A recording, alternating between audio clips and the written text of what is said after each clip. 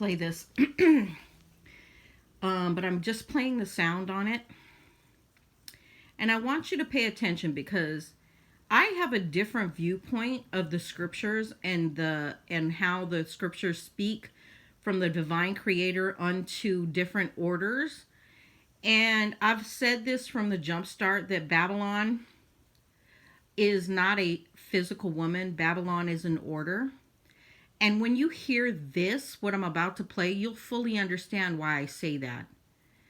Just like Israel was unto God his wife, which we know was made up of men, women, children, and an order of men who had power over the Israelite nation, but still was considered a wife unto God.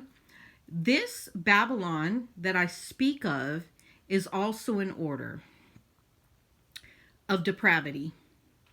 But I want you to listen so you can fully understand, and then I'll give my commentary after the fact.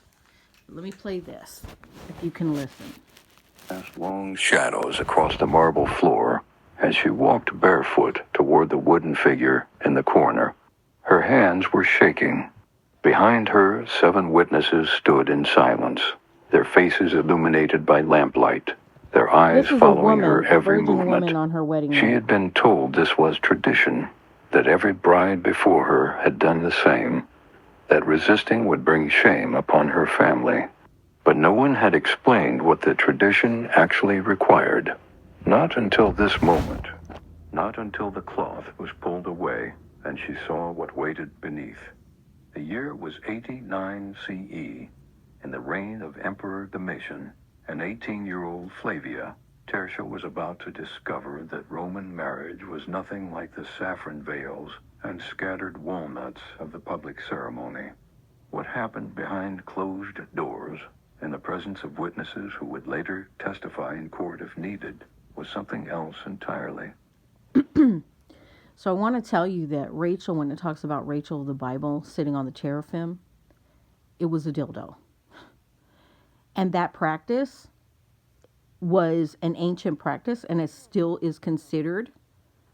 Is this moving? Yeah, it's moving. It went all the way in through the Roman times, Babylon, Roman. So these were ancient practices. But listen closely.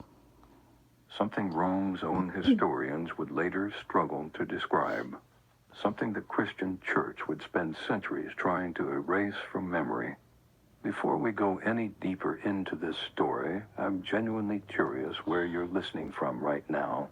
It amazes me how a ritual from 2,000 years ago can reach people across every continent today.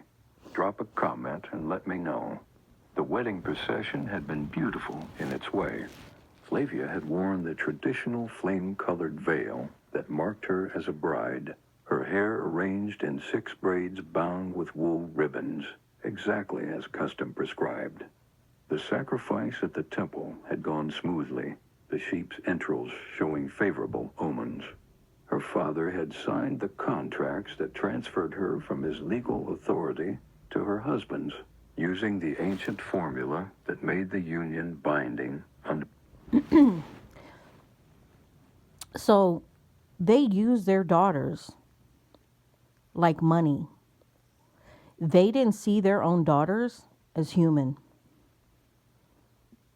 They didn't see their own daughters as their own divine entity. These type of practices from these dysfunctional, patriarchal, ancient systems didn't see their daughters as not as anything but chattel and money for them. Roman law. She had spoken the ritual words that generations of brides had spoken. Uba to Gaius, ego Gaia. Where you are Gaius, I am Gaia. The phrase meant she was no longer herself. She belonged to her husband now, to Marcus Petronius Rufus, a grain merchant 25 years her senior, whom she had met exactly 3 times before this day. But that ceremony was merely the legal beginning. What waited at the end of the torch-lit procession through Rome's streets. So this man that her father sold her into wedding her on her wedding day too. Was 25 years older than she was. Sound kind of familiar? Sound familiar with our structure? Washington, D.C. is built in the image of Rome. Just want to let you know that. The obelisk and everything is supposed to mimic the Vatican. And I'm going to play a video later concerning the Vatican and a marriage that took place in the Vatican. So let's continue. In the house she had never entered, in the room where witnesses were already assembled, that was where the true transformation would occur. That was where she would learn what Roman law actually required of a wife's body. The crowd surrounding the procession had sung obscene songs as tradition demanded. The Fescennine verses were explicit and crude, describing in graphic detail what would happen to her that night. Young men in the crowd shouted suggestions that made her face burn beneath the veil. Her mother had told her this was meant to drive away evil spirits through the power of laughter and embarrassment. Lies. But Flavia noticed her mother was not laughing. Her mother had wept while arranging her hair that morning, and her final words had been whispered like a warning. Do not resist. Whatever they require, do not resist. It only makes everything worse. Cold wind blows and you're fumbling with scarves and hats, but your ears and neck are still freezing? This fleece-lined thermal... Resist. It only makes everything worse. They reached the house of Marcus Petronius Rufus as the sun disappeared completely. The doorway was decorated with wool and greenery, 2 torches marking this as a place where a marriage would be consummated according to law. The crowd grew louder, the songs more explicit. Someone threw walnuts at her, the shells catching in the folds of her dress, a fertility blessing that felt more like mockery.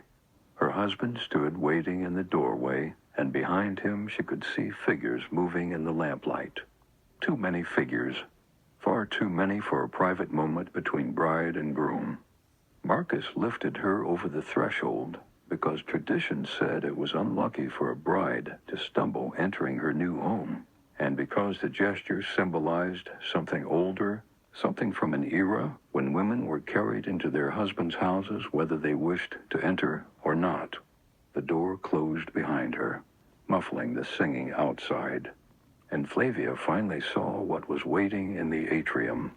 An elderly woman in formal robes, a pronuba whose role was to oversee everything that would happen tonight.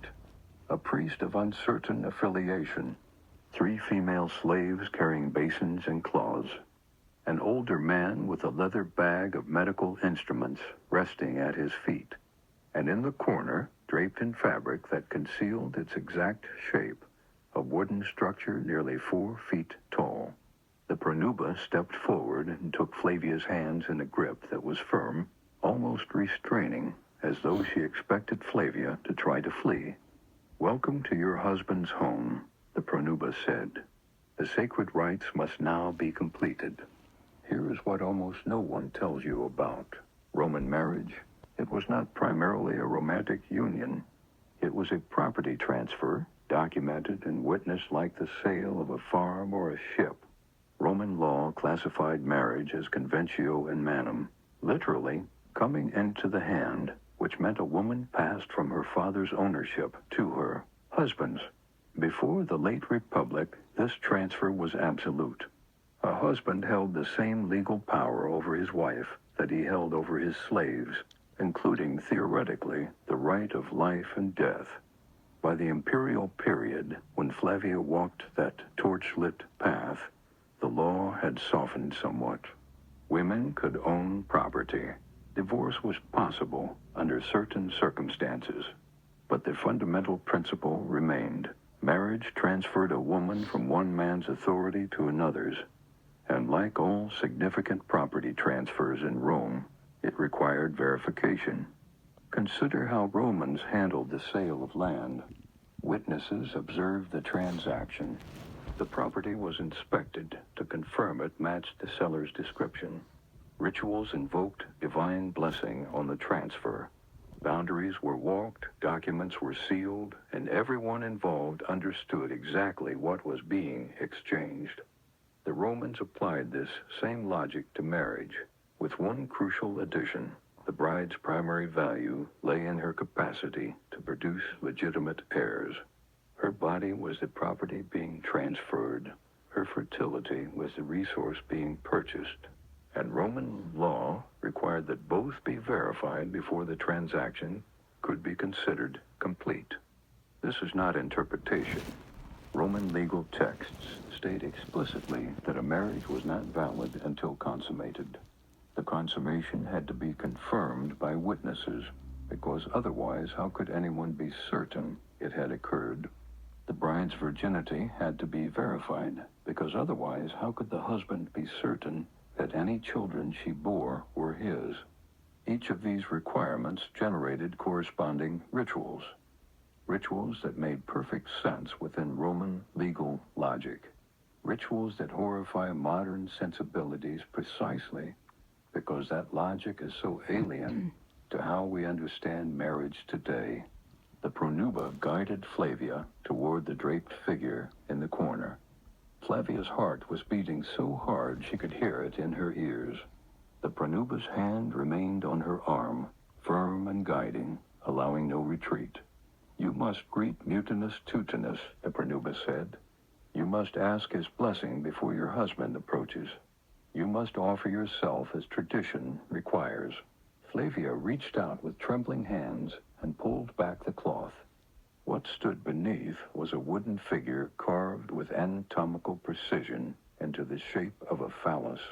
But this was not a small amulet like the ones that hung around children's necks to ward off evil. This was not a garden scarecrow meant to frighten intruders. This figure was sized deliberately, proportioned carefully for a specific purpose that became horrifyingly clear as the pronuba began explaining what Flavia must do. The god Mutinus Tutinus was Rome's deity of fertility and sexual initiation. We know he existed because multiple ancient sources mention him, always briefly, always with visible discomfort. St. Augustine, writing in the 5th century as Christianity was conquering pagan Rome, described the practice with outrage. Roman brides were required to sit upon the wooden phallus of Mutinus Tutinus as a sacred duty before consummation with their husbands. The ritual was performed in the presence of witnesses. Augustine was a hostile source, writing to condemn paganism, but his description matches fragments from earlier non-Christian texts that refer to the same practice. Lactantius, another church father, called it so shameful that even naming it pollutes the speaker. Arnobius provided the most detailed account, describing brides made to straddle the god's emblem, their new husbands looking on. The antiquarian Varro, writing centuries earlier with no Christian agenda, mentioned Mutinus Tutinus as a deity to whom brides were presented using language that implied physical contact without explicitly describing it. Modern historians who address this ritual at all tend to minimize it, suggesting the bride merely sat briefly on the statue's lap in a symbolic gesture. But the language of ancient sources does not support this comfortable interpretation. Augustine's word was insidere, which means to settle onto or mount.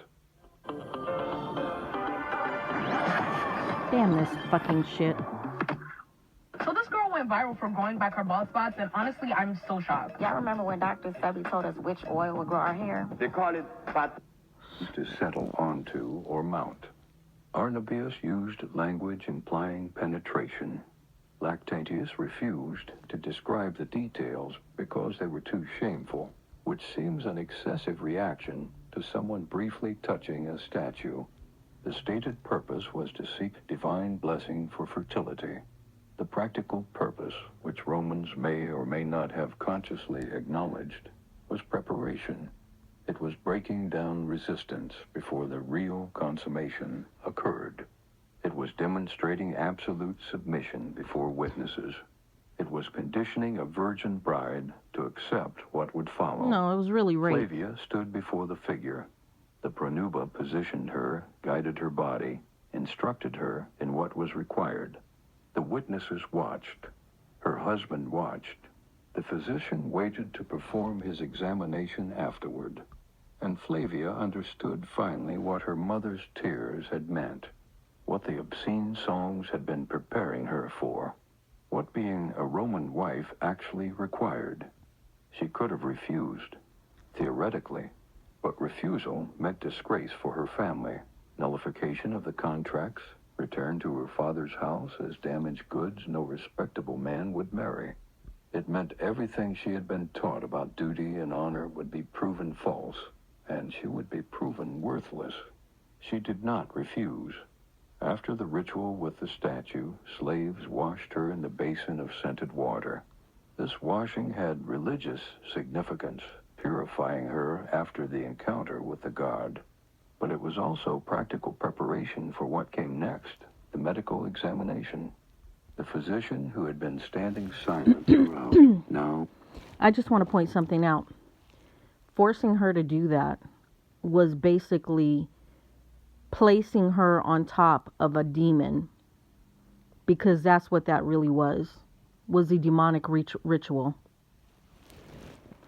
approached. This examination was not optional. Before any wedding involving significant property, a respectable Roman bride underwent verification by a physician or midwife to confirm her virginal status. The examination was documented, and the documentation became part of the legal record establishing the bride's value. Roman medical text described the techniques used with clinical precision that leaves no ambiguity about what was involved. This pre-wedding examination established a baseline. The bride was confirmed as intact, as never having belonged to another man. Now, after the ritual with Mutinus Tutanus, the physician performed a second examination. This verified that the ritual had been properly completed, that her physical state was consistent with what the earlier examination had established, that she was prepared for consummation with her husband. All of this occurred in the presence of witnesses, whose testimony might be required if any aspect of the marriage was ever legally challenged. What strikes modern readers about Roman descriptions is not just their invasiveness, but their casualness. The Romans did not view these rituals as traumatic or problematic. They were simply necessary procedures for accomplishing an important legal transaction. The bride's feelings about being examined, observed, and documented were no more relevant than the feelings of a farm. They didn't care. They didn't care about women's perception of these practices. They didn't care at all. They forced these young women to do these things against their will. These little girls didn't have no choice. And I call them little girls because anybody under the age of 30 to me is a little girl. Anybody under the age of 20 is a little girl. Anybody let me just say, they're young to me. And forcing these young women, little girls, into these practices, these are grown men with these practices. This is why I tell you that Babylon is not a woman. Babylon is an order of men likened to a harlot woman. Being surveyed before sale. Property does not have feelings. Property is transferred according to proper procedures. After the examination, Flavia was led to the bedchamber that had been prepared for consummation. The room had been decorated according to tradition, with the marriage bed positioned for optimal visibility from the doorway, which would remain open throughout the night. Oil lamps provided sufficient light for the Pronuba to observe from her position near the entrance. The slaves who would be needed afterward stood ready in the corridor. Marcus entered. He seemed nervous, which surprised Flavia. She had assumed he would be confident, commanding. Instead, he glanced toward the Pronuba with something like embarrassment before approaching the bed. The Pronuba spoke, her voice formal and ritualistic. The bride is prepared. The gods have blessed the union. Let the marriage be consummated in accordance with the laws of Rome and the customs of our ancestors. Let witnesses verify the completion. Let no one question that this woman has become a wife. What followed took several hours. The pronuba observed throughout, occasionally providing instruction when necessary, ensuring the consummation was completed in ways that would satisfy legal requirements. The door remained open. Sounds carried into the corridor where slaves waited. Everything that happened in that bed was semi-public, part of a verification ritual designed to ensure that no aspect of the property transfer could later be disputed. I want to stop right there.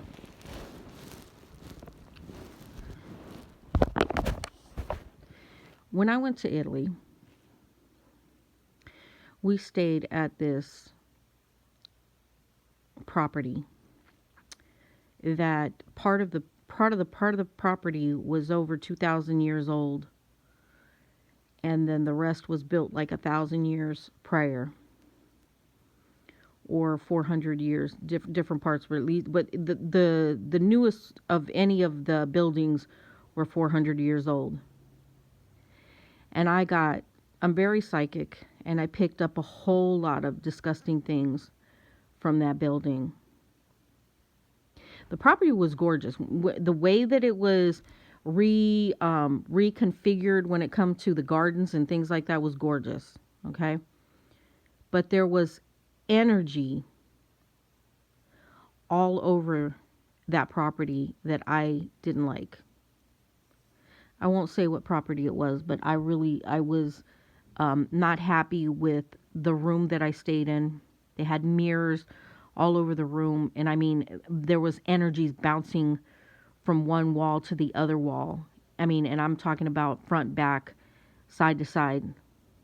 And the energies that were coming to me, I literally slept outside 3 to 4 nights or 5 nights out of my stay there, out under the stars, because I didn't want to sleep in that room. I didn't like it. I didn't like the energies. And what I picked up from that property is exactly what I pick up from this telling of what the practices that happened in Rome. It's the exact same thing. I was picking up young children being harmed. I picked up all kinds of different things. But the denigration of women, I picked that up all over the property. In one of the bedrooms, there was one of the popes. I think the pope was like he had been a pope 400 years ago, and I read over that man's photo, because I read energies in photos and pictures. That painting, I picked up nothing but defiled sexual deviancy towards children on that pope's picture. Now, am I going to say all popes, Roman popes, are like that? No. Am I going to say all of Catholicism is like that? No. I had an aunt that was Catholic, okay? But I'm telling you that there is some deviancy that stem way beyond the so-called Messiah of the Bible. And if they took his story and reinculcated it in the Roman Catholic Church, but I just want to show you all the practices that took place in the Roman Catholic Church. And also, the Bible isn't about one particular God. The Bible speaks of many gods. Baal worship, there's over 320 Baal worship gods in the Bible, specifically named different Baal gods. So if there's over 320 different Baal gods